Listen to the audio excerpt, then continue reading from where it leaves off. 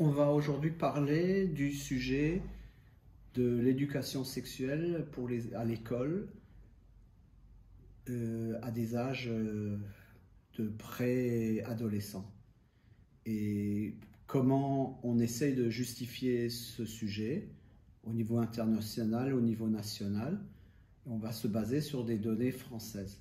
La justification qu'on nous a donnée, c'est qu'il y a eu une augmentation des avortements, donc des interruptions volontaires de grossesse dans les 5 dernières années. Donc la première chose, à la demande de Diane des Dépêches citoyennes, ça a été de vérifier les données officielles françaises sur les IVG en fonction des années. Et réellement, on a vu que le ratio entre les IVG et les naissants et les grossesses non interrompues, il était depuis le début des années 90 jusqu'en 2015-2017 d'environ 0,27%. Ce qui est déjà énorme, puisqu'en fait ça veut dire 200 000 avortements par an pour 800 000 grossesses à terme en France. Et donc déjà, je peux vous dire que parfois on utilise le mot génocide sans raison, mais là on peut parler de génocide. Mais personne ne le dit. Maintenant, on voit qu'après 2017 et jusqu'en 2022, ce ratio, il passe de 0,27 à 0,33. Et donc en 2022, les données indiquent que pour 3 naissances, il y a un avortement. Donc ça, c'est une augmentation significative en fait. 0,27 à 0,33, c'est significatif. C'est une grosse différence. D'accord. Dans les chiffres et en pourcentage, puisque là il s'agit d'un ratio, pas d'un pourcentage, on passerait de 20% à un peu plus de 25% d'avortement. Et donc, la justification qu'on donnerait au cours d'éducation sexuelle, c'est qu'on aurait moins d'avortements si on éduque les enfants depuis l'âge de, je ne sais pas moi, depuis la maternelle ou depuis en tout cas depuis la plus ou moins tendre enfance. Quand on a vu les données générales d'avortement, on a dit oui, c'est vrai, il y a plus d'avortements. Par hasard, en regardant ces données, il y avait aussi des données du taux d'avortement par année, mais par classe d'âge. Et là, on s'est rendu compte qu'en fait, tout d'abord, le taux d'avortement le plus faible, si on exclut évidemment les femmes de plus de 40 ans, qui ont rarement des enfants, il est chez les jeunes, on ne peut pas utiliser le mot femme, chez les jeunes filles de 15 à 17 ans. Le plus faible, ça le veut plus dire... faible, de loin le plus faible. Donc c'est la catégorie d'âge la moins concernée par les avortements. Par les avortements. Okay. Deuxièmement, le taux d'avortement depuis les années 90 jusqu'à 2022 baisse chez ces jeunes femmes, très jeunes femmes, chez ces filles. C'est aussi le cas pour les filles de 18 à 19 ans qui avortent plus, le double des filles de 15 à 17 ans. Mais la tendance générale est plus ou moins à la baisse, ça stagne ou ça baisse. Là où vraiment l'augmentation qu'on a vue sur le taux d'avortement général se retrouve, c'est chez les femmes de plus de 20 ans jusqu'à l'âge de 50 ans. De 20 à 49 ans, pour toutes les classes d'âge, on voit une augmentation parfois significative ou une tendance générale. Et les taux d'avortement généraux, par exemple de 25 à 29 ans, le taux le plus fort, il est de 25 à 29 ans. Il est fort de 30 à 35 ans, etc.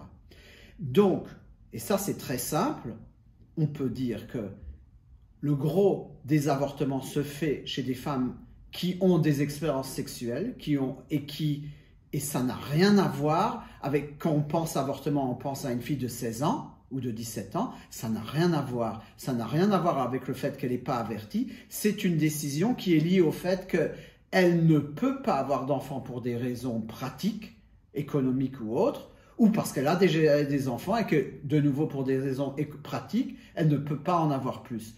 Par contre, le premier enfant, à 15 ans, 17 ans, 19 ans, ça sera le premier enfant. C'est très rare qu'on l'avorte, même quelle que soit la situation personnelle. Donc en fait, si politiquement parlant, on voulait intervenir pour diminuer ce taux d'avortement, il conviendrait en fait de faire une enquête épistémiologique sur l'intégralité de ces avortements pour voir quelles en sont les raisons. Mais en l'occurrence, statistiquement parlant, tu confirmes que l'éducation à la sexualité des adolescents et a fortiori des tout jeunes enfants n'aura aucune influence sur ce taux d'avortement chez les jeunes filles. Voilà, ok. Je confirme. Je ne vois pas de tendance à l'augmentation des IVG chez les filles en dessous de 20 ans. C'est-à-dire l'augmentation dont ils avaient parlé pour justifier l'éducation sexuelle n'est pas logique, puisque cette augmentation concerne des femmes plus âgées, donc expérimentées, donc qui ont déjà rencontré un gynéco, qui sont au courant des moyens de contraception, etc. Oui, absolument. Okay. Et donc, ça n'a rien... L'augmentation des avortements dans les 5 dernières années, qui précède le début du Covid aussi, c'est quelque chose qui est probablement d'ordre économique. Donc, en fait, ça rejoint ce que disait maître Virginie de Arroyo-Recchia, à savoir que dans les pays où on pratique l'éducation à la sexualité depuis les années 50 et 75, comme la Suède, les Pays-Bas, la Norvège, en fait, le taux d'avortement dans ces pays est plus important que celui de la France. Oui. Ok, je remettrai les... Il n'y a en fait pas de lien. Après ça, bon là, il s'agit réellement que d'une opinion, mais la sexualité, c'est quelque chose de spontané. Le fait de rendre conscient un gosse à l'âge de 3 ans, 5 ans, 7 ans de sa sexualité, ça ne va pas l'aider. Ça va probablement créer des problèmes plus que autre chose. C'est quelque chose, on n'a pas besoin d'éduquer, pas au niveau de la contraception, mais à tous les autres niveaux, on n'a pas besoin d'éduquer, ça vient tout seul. Oui, même la contraception, c'est pas à 4 ans. Et de toute façon, c'est un point... Et comme on le voit, les avortements se font chez des femmes qui de toute façon savent tout ce qu'il faut savoir parce qu'elles ont 25 ans, 30 ans, 35 ans. Et quand tu dis spontané, pour toi... Naturel. Ouais, alors pour toi, ça correspond à quel âge? Est-ce que par exemple, tu considérais qu'à 4 ans, tu as une sexualité spontanée ou pour toi, c'est vraiment la question de la puberté, etc. J'en sais rien. D'accord. Mais en principe, c'est quelque chose qui va venir spontanément. Et peut-être que ça varie d'une personne à l'autre, mais probablement que c'est quelque chose qui vient avec le développement hormonal qui, lui, se passe à la puberté. Et la puberté, c'est pas 4 ans, c'est pas 5 ans, c'est après 12 ans. Ok. Et ton expérience de scientifique sur les animaux, tu dirais que c'est à peu près pareil ou tu pourrais faire des comparaisons? Alors, ça va dépendre d'une espèce à l'autre. Il y a énormément de variations comportementales d'une espèce à l'autre, et comme la sexualité, c'est un comportement, ça va varier d'une espèce à l'autre. Il y a plein de choses qui se passent, mais c'est certain que ce serait utile de comparer à d'autres espèces pour savoir qu'il y a certains comportements qu'on pense être humains ne sont pas seulement humains.